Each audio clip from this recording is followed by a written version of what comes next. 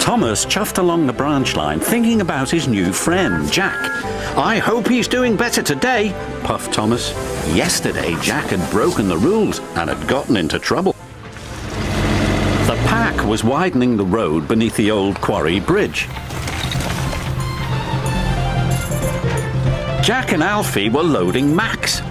Dust and dirt flew everywhere. Work had never been so much fun.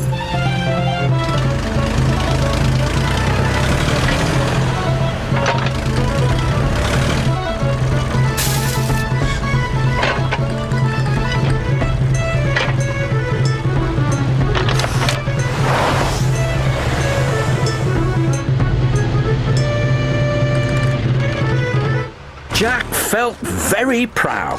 He'd worked hard, been very good, and followed all the rules. But he was still worried Miss Jenny wouldn't let him stay.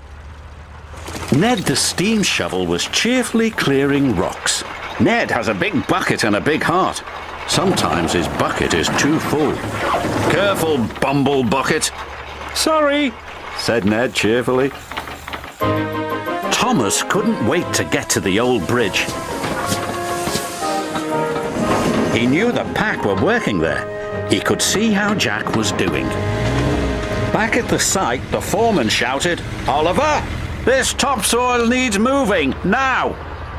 "I'll move it," cried Jack. "Jack!" Before anyone could stop him, Jack raced under the bridge. He was about to fill his bucket when he remembered Miss Jenny's warning. "Don't jump in where you don't belong." "Oliver," he said, "this is your job, not mine." "Thank you," Oliver said politely. "Well done, Jack," called Kelly. "Yes, well done," chimed Alfie and Isabella. Jack beamed proudly. Later, Ned was moving under the bridge. His banksman had told him to lower his crane arm. "I must be careful, I must be careful, I must be careful." Then there was trouble. Ned hadn't lowered his crane arm far enough. It knocked loose the important keystones. The bridge started to crumble. Thomas puffed towards the bridge, unaware of the danger ahead. "Thomas!" Jack jumped in and lifted his front loader up against the bridge. He pushed with all his might. Thomas saw the flagman. His driver applied the brakes, but it was too late. "Cinders and ashes!" cried Thomas. Jack didn't let go. Finally, Thomas's driver backed Thomas to safety. "Hold on, Jack," called Kelly, and he rushed to help. Jack couldn't hold the bridge any longer.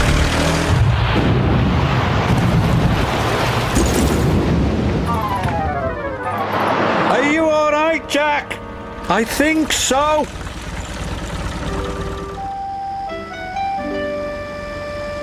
Thomas brought Jack back to the yard.